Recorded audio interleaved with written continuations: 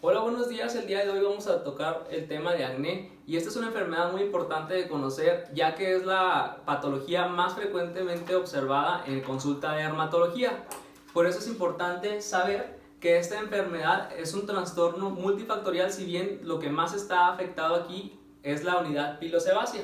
En cuanto a epidemiología, es una enfermedad en la cual se ven afectados sobre todo los adolescentes, como vemos en la diapositiva, de los 12 a los 24 años de edad. Hasta un 85% de las personas que se encuentran en estas edades puede llegar a presentar acné. Sin embargo, después de esta edad, después de los 25 años, hasta un 3% de los hombres o un 12% de las mujeres todavía pudiera llegar a presentar esta patología. También hay que saber que es más frecuente, sobre todo en caucásicos, la variante noduloquística, que más adelante vamos a ver dentro del cuadro clínico. Y otros factores de riesgo que hay que tener en mente para que se presente el acné son ciertas alteraciones en el cariotipo, como cariotipos XXY, y ciertas endocrinopatías como el hiperandrogenismo y el hipercortisolismo. Ahora, en cuanto a la fisiopatología, es importante conocer que Cutibacterium acnes es la bacteria implicada en esta enfermedad, antes conocida como Propionibacterium acnes. Sin embargo, recientemente su nomenclatura ha cambiado. Es por eso que ahora es importante que sepamos que este Cutibacterium acnes es la forma, por ejemplo, en la que pudiera venir, por ejemplo, en los exámenes de residencia. No sabemos si todavía venga Propionibacterium, por eso es importante conocer todavía las dos nomenclaturas. Ahora, no solamente Cutibacterium acnes participa, es decir, en la microbiota cutánea es la que puede llegar a participar en la formación del acné, sino también, además, la alteración en la queratinización folicular. Lo que pasa es que hay aumento en la queratinización, y esta queratinización lo que genera es que se ocluya el folículo por donde el ostium, que es por donde sale el folículo, y no nada más el folículo, sino también por donde la glándula sebácea drena su contenido hacia el exterior. Entonces ya tenemos dos componentes dentro de la fisiopatología: la microbiota cutánea, Cutibacterium acnes, la alteración en la queratinización folicular, y este tercer componente, que son las hormonas androgenéticas. Estas hormonas androgenéticas lo que genera es que la testosterona va sobre la glándula sebácea, y es la glándula sebácea que se ve aumentada su producción de sebo a través de la testosterona, estimulada por la testosterona, y por lo tanto tenemos ahora una glándula sebácea con aumento de la producción. Sin embargo, también el folículo, el ostium, está ocluido, y además, después de que esto se esté ocurriendo, todavía Cutibacterium acnes viene y coloniza aún más esta glándula, y por lo tanto genera así todos estos tres componentes: cierta inflamación a través de linfocitos, a través de neutrófilos, a través de ciertas citocinas, y por lo tanto daño en la glándula sebácea. Y así este es un resumen de la fisiopatología, que es lo que está ocurriendo en el acné. Vamos a ver este mismo cuadro, solamente que ahora explicado, o es como una introducción a la clínica, ya que lo que vamos a observar es que aquí tenemos en esta imagen el folículo piloso. Observamos cómo está a un lado las glándulas sebáceas, y cómo esta glándula sebácea vierte su contenido hacia el exterior en el mismo lugar que el folículo piloso. Por lo tanto, dijimos que en la fisiopatología hay oclusión folicular. Esta oclusión folicular lleva a un acúmulo de la producción de lo que se está produciendo aquí en la glándula sebácea, es decir, acúmulo de sebo, el cual, como todavía está ocluido el folículo, se va a traducir de forma clínica en un comedón cerrado, que posteriormente, cuando este ostium se abre, la porción que está acumulada de sebo se va a ver expuesta al aire libre y se va a oxidar, y ahora esto que está expuesto va a ser un comedón abierto, lo cual en la clínica se va a ver como muchas veces lo conocemos como puntos negros. Ahora, cuando Cutibacterium acnes prolifera, además, ya en estos sitios empieza a proliferar, genera cierta inflamación, lo cual nos va a llevar a la formación de una pápula, es decir, con eritema, aumento de volumen, y puede llegar a generar dolor. Si se agrega pus, pues esta pápula va a convertirse en una más, además se va a convertir en una pústula, y cuando las lesiones son más grandes y más profundas, va a ocurrir nódulos y quistes. Sabiendo que se le dice quiste, sin embargo no es un quiste real, ya que hay que conocer la definición de quiste, el cual es una lesión o una neoformación la cual está cubierta por epitelio. Aquí no está propiamente cubierta por epitelio, pero así es como se le conoce, acné nodoquístico. Por lo tanto, me adelanto también, esto va a ser la forma en la que lo vamos a observar clínicamente, y además la clasificación, una de las clasificaciones que tiene el acné, que va a ser el acné comedogénico, papulopustular o noduloquístico. Ahora, vamos a observar también el cuadro clínico. En cuanto al cuadro clínico, la topografía, es decir, dónde se localiza el acné, sobre todo en 3 sitios principales, muy importante: cara, espalda y tórax. Veamos cómo cara está afectada hasta en el 99% de las ocasiones, espalda hasta 60% y tórax hasta en un 15%, como lo observamos también aquí, o quise ejemplificar en estas imágenes. Vamos a comenzar diciendo cierta clasificación del acné y nos vamos para también ejemplificar la clínica. Vamos a comenzar con el acné comedogénico. Dijimos que es en el que predominan precisamente los comedones, tanto comedones cerrados, que son los puntos que están señalados aquí en la diapositiva y los cuales señalan lesiones que son color blanco. Quizás nos podemos acercar un poquito más a la diapositiva y ahí lo podemos llegar a ver.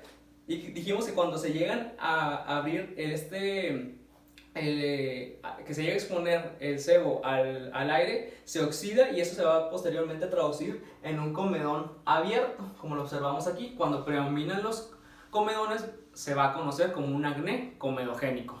Ahora, este es un acercamiento. Vemos los comedones cerrados de una forma más evidente, y ahora vemos aquí también los comedones abiertos también de una forma más evidente. Cuando el comedón se ve grande, se le llama macrocomedón. Ahora, si otro tipo de acné, si predominan las pápulas y las pústulas, pues se le va a conocer como un acné pápulopustular, y como su nombre lo dice, como lo vemos en la imagen, lo que va a predominar aquí van a ser las pústulas y las pápulas, como lo observamos aquí. Estas pápulas son eritematosas. Sin embargo, si lo que predominan son los nódulos y los quistes, es decir, lesiones más profundas, lesiones más grandes, lesiones con más eritema, con mayor dolor, pues entonces el tipo de acné ante el que nos vamos a estar enfrentando es ante un acné nódulo-quístico. Sin embargo, también es muy importante conocer que cuando el acné es bastante severo, hay 2 formas de que lo podemos clasificar. Se puede clasificar como un acné conglobata, como lo observamos aquí en la imagen.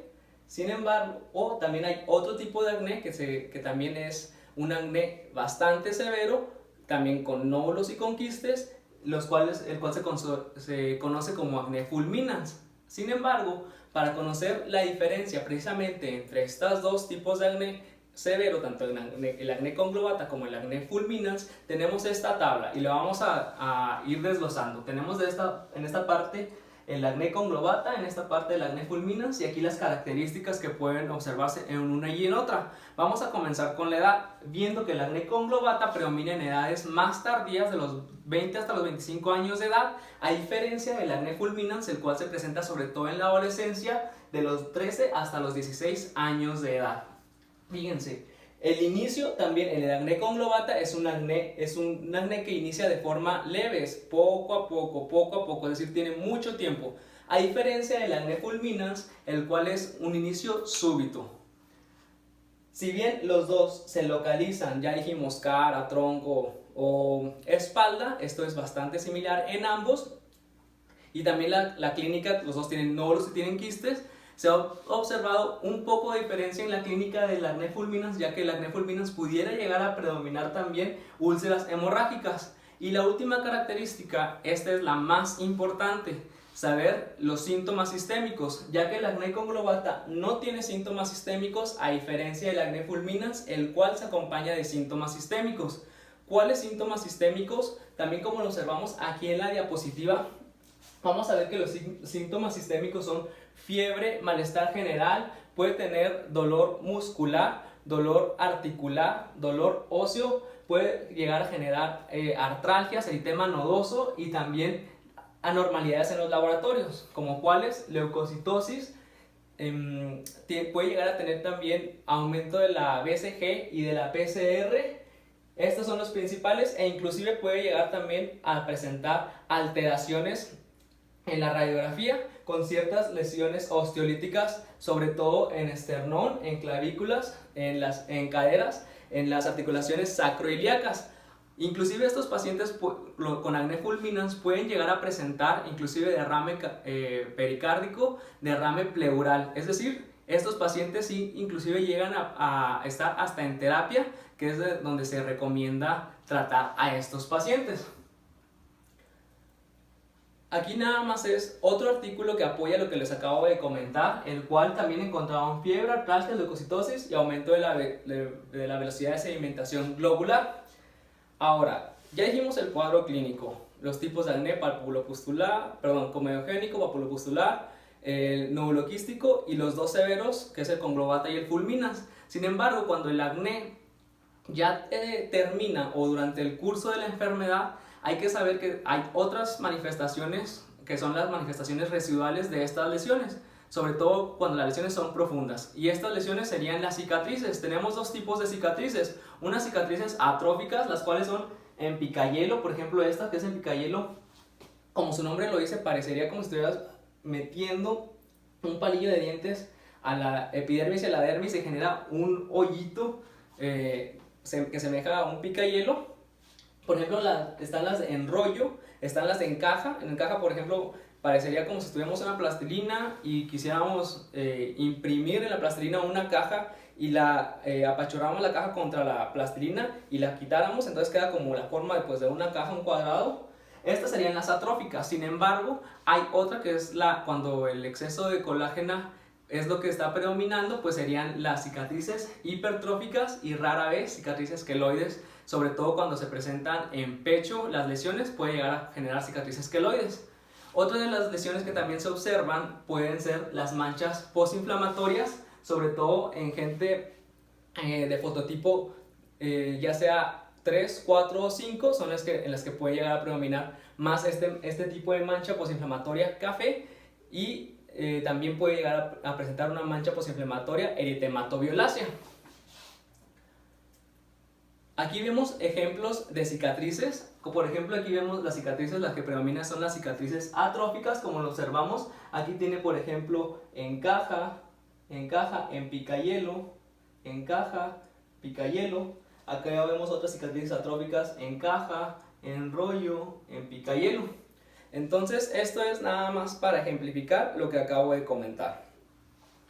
Ahora, otra clasificación que también es importante conocer es la clasificación del acné de acuerdo a la edad. Por ejemplo, tenemos en esta gráfica cómo se conoce un acné neonatal, el cual es antes de los 6 semanas de edad. Y este es importante conocerlo, ya que pudiéramos nosotros ver estas mismas características que acabo de comentar, pero en un neonato. Y lo que tendríamos que pensar en estas ocasiones es que las hormonas maternas pasaron a través de la placenta y son estas hormonas las que están generando las manifestaciones clínicas en el neonato. Sin embargo, si tenemos un infantil o uno en la edad pequeña de la infancia, que es de los 6 semanas hasta los 7 años de edad, pues aquí estos niños que presentan este tipo de acné es muy importante identificarlo, ya que lo que hay que pensar es que esta persona está presentando una alteración endocrina, quizá con un tumor secretor de testosterona, por ejemplo, porque el acné no se debe presentar de forma habitual en esta edad. Ya dijimos que las edades sobre todo son la adolescencia. Por lo tanto, es el preadolescente, en aquellos donde la adolescencia se adelanta, vamos a ponerlo así entre comillas, en el adolescente, que es lo habitual de los 12 a los 19 años de edad. Aquí lo pone esta gráfica hasta esa edad, sin embargo ya les comenté que inclusive puede ser hasta los 24 años de edad. Y cuando se pasa de los 25 años, sobre todo como es en mujeres en las que puede llegar a predominar el acné, la aparición del acné en esta edad, pues se le va a conocer como acné de la mujer adulta. Ahora, también otra forma de clasificar el acné es de acuerdo a la severidad. Por ejemplo, aquí tenemos un acné leve.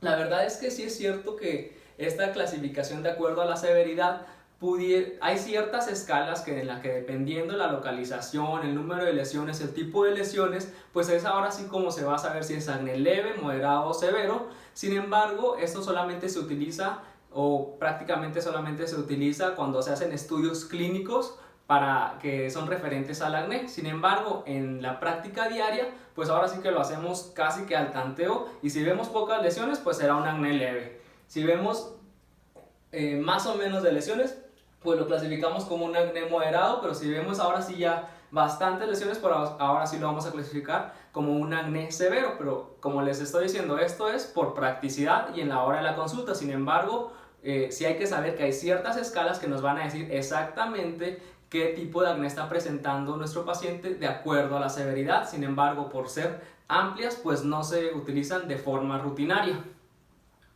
Ahora, muy importante conocer las asociaciones que puede llegar a tener el acné. El acné ya comenté que puede tener asociaciones de tipo endocrino. Por ejemplo, puede tener una de las alteraciones bastante observadas, bastante frecuentemente observadas, son el síndrome de ovario poliquístico, por ejemplo, o hay otros síndromes como por ejemplo el síndrome de Cushing, síndrome de Saja, en los cuales van a predominar pues otras alteraciones endocrinas, sobre todo relacionadas con la testosterona, como por ejemplo aumento de la producción de sebo, hirsutismo, o también con otras hormonas y que nos llevan también a obesidad central, estrías, eritematoviolaceas, grandes en abdomen, dependiendo. Esto es muy importante conocerlo, ya que si un paciente nos llega con acné, no nada más decir, pues este paciente tiene acné y pues vamos a darle el tratamiento como ya lo vimos en la clase, sino que es importante saber si tiene otras enfermedades para las cuales nosotros podamos no nada más darle el tratamiento de acné, sino pedirle ciertos estudios de laboratorio, pues para, si no tratamos la causa, pues nunca vamos a poder quitar el acné y saber a quién lo debemos derivar. Entonces, esta es una de las asociaciones del acné, las enfermedades endócrinas. Otra de las enfermedades que también se pueden estar asociadas son enfermedades osteoarticulares, y para estos hay ciertos síndromes que si bien son más bien que los dermatólogos debemos de conocer, aquí solamente se los menciono, como los PAPA, PAPA, SAFO.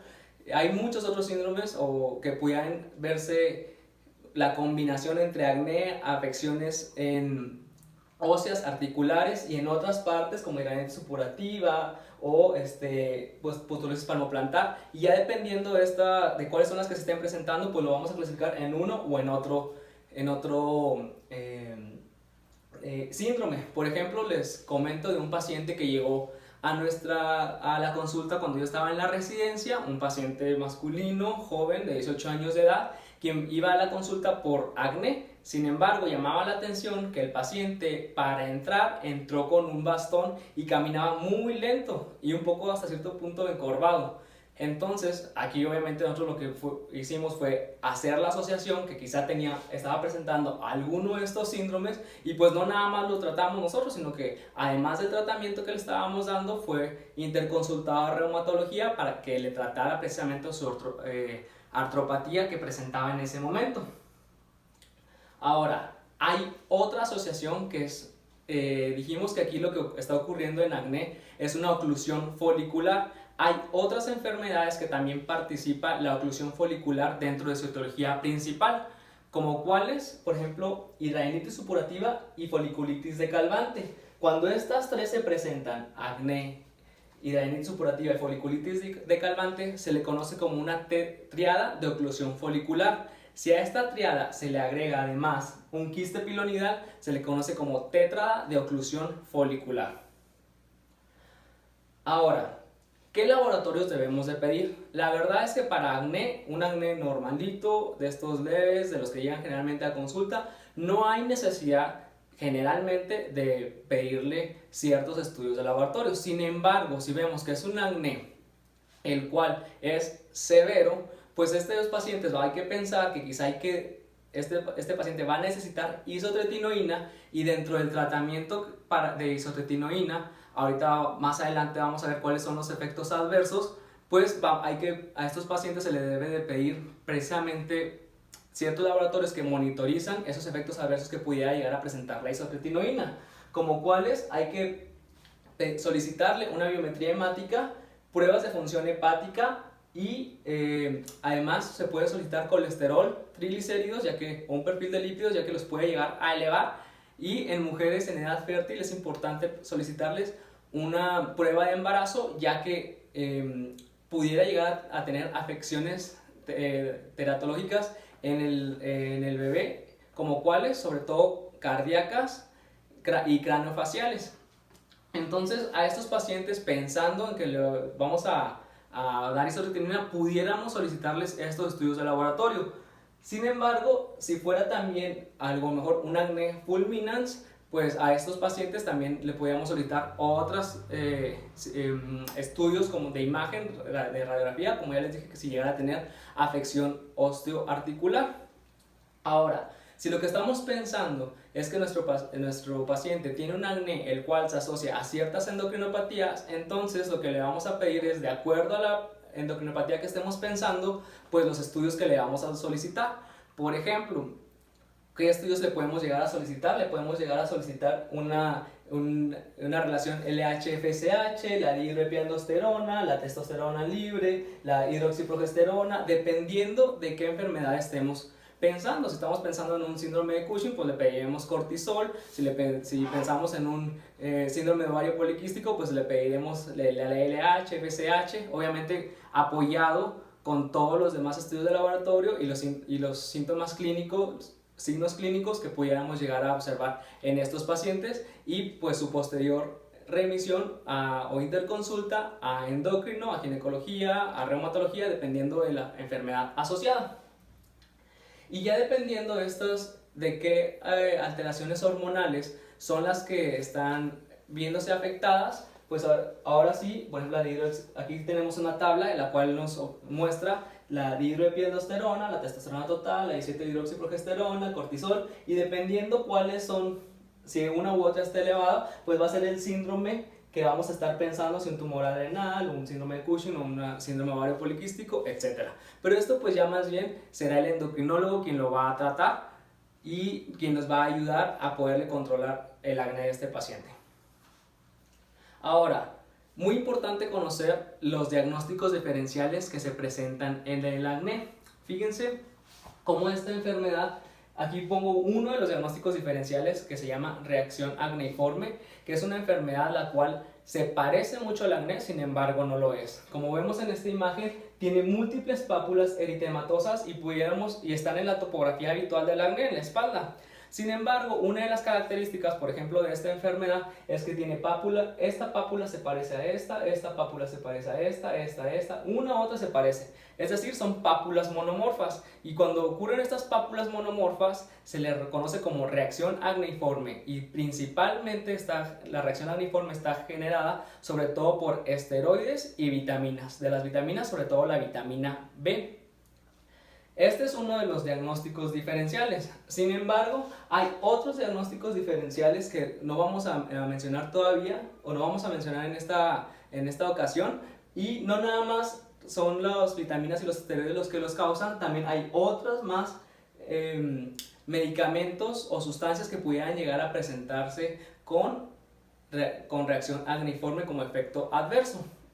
Ahora, el tratamiento. Por último, es importante conocer el tratamiento y veamos cómo el tratamiento, lo quise primero presentar esta gráfica, este cuadro, ya que el tratamiento va a ir enfocado precisamente a la fisiopatología, a la producción de sebo, por ejemplo, sobre todo la isotretinoína y terapias hormonales pudieran reducir la producción de sebo, a la alteración en la queratinización folicular, como por ejemplo el peróxido de benzoilo, los retinoides tópicos, la isotretinoína también son de los que más favorecen en este sentido, a la proliferación de Propionibacterium agnes, que dijimos su nuevo nombre, también sobre todo el peróxido de benzoilo es el que más predomina en cuanto a la efectos en Propionibacterium agnes y a la inflamación.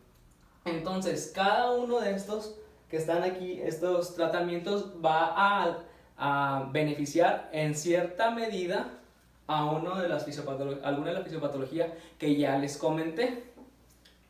Para esto es importante conocer que vamos a tener, vamos a decirlo así, como 3 escalones de tratamiento en el acné, y estos 3 escalones de tratamiento se va a dar dependiendo si la enfermedad sea leve, moderada o severa, pues vamos a dar uno u otro escalón de tratamiento.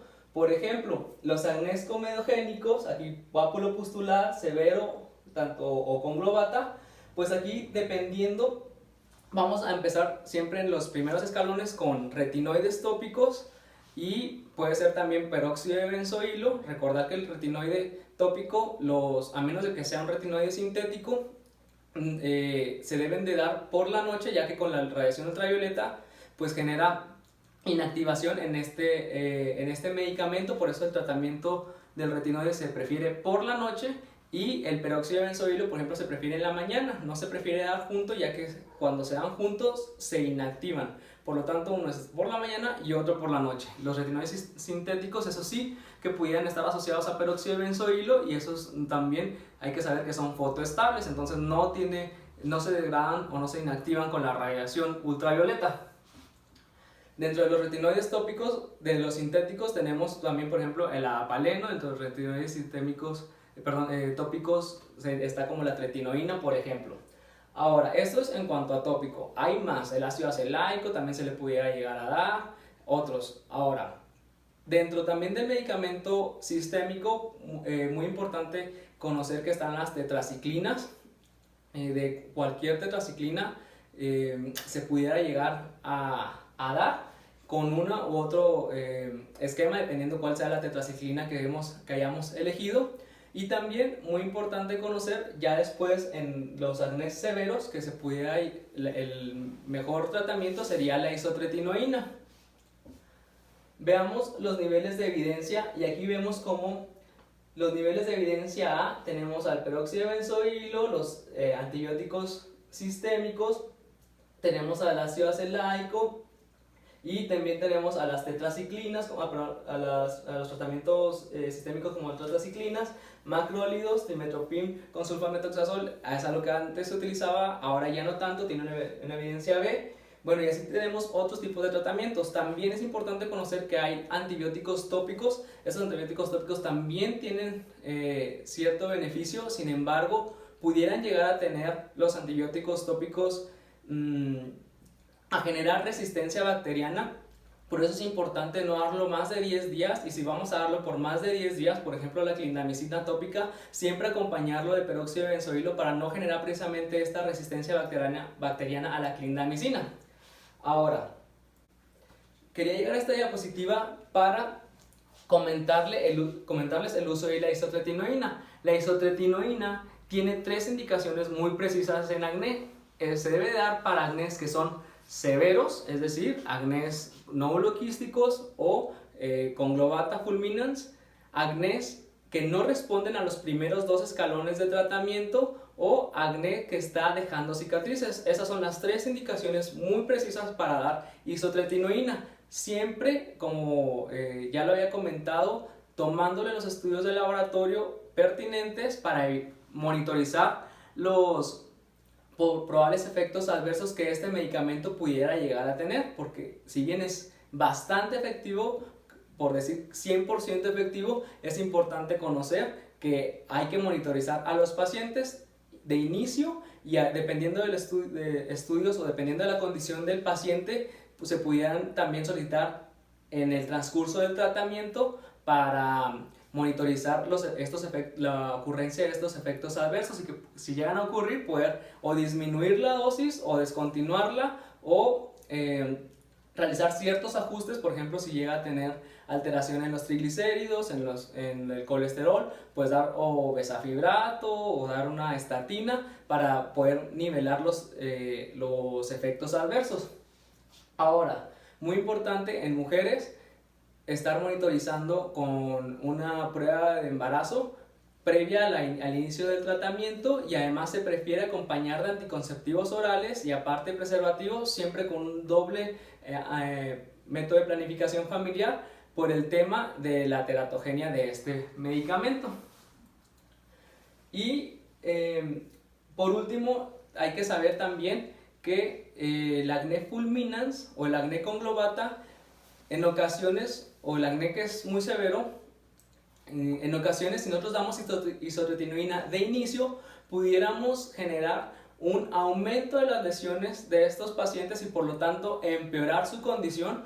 Por eso es importante saber que, por ejemplo, en acnés fulminans o en acnés conglobatas, en esta imagen, en este cuadro, vemos cómo se le puede dar de inicio un esteroide vía oral, rara vez, o bueno, también puede darse un esteroide tópico para disminuir la inflamación de estos pacientes y posteriormente, ahora sí, hacer el switch, hacer este cambio de esteroide a isotretinoína sin que tengamos esta exacerbación del acné, porque todo el tratamiento de acné pudiera llegar a generar, inclusive las primeras 2 escalones de tratamiento pudieran llegar también a generar este aumento en las lesiones del acné, y es muy importante también comentárselo a nuestros pacientes para que no se asusten, o para que no estén preocupados, o para que no estén pensando que está empeorando su acné. Entonces por eso quise mostrar esta imagen, que sea primero esteroides sistémicos y posteriormente, ahora sí, la isotretinoína.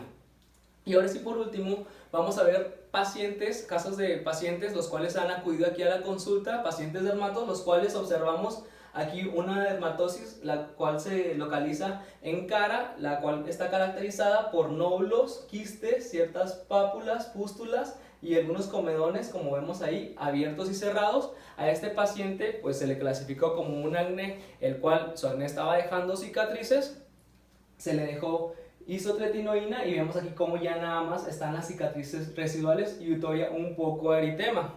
Este es un ejemplo de los pacientes. Vemos otro paciente, en este caso un femenino, una mujer, la cual tiene múltiples lesiones, sobre todo en el área de la barba, la cual predominan las pústulas, las pápulas, algunas inclusive están confluentes. Estos pacientes también es importante conocer que cuando predominan en el área de la barba y son mujeres, pues hay que preguntarles sobre irregularidades en su ciclo menstrual, hay que preguntarles sobre antecedente de hirsutismo, por ejemplo, y porque pudieran llegar a estar presentando además síndrome de ovario poliquístico. También le dimos isotretinoína y vemos cómo en su tercera consulta ya presenta una mejoría bastante evidente.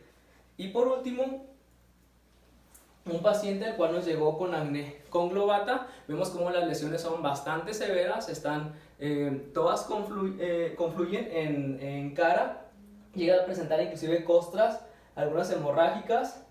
Él no tenía síntomas sistémicos y vemos cómo después de tener su tratamiento con isotretinoína, importante comentar que la isotretinoína es importante llevarla a una dosis por kilo, la cual es de 120 miligramos por kilo. Sin embargo, también ahora hay artículos recientes en los cuales nos comentan que no es necesario llegar a esta dosis, o que se puede haber microdosis, pero bueno, esos son ya temas que más bien están discutidos entre dermatólogos.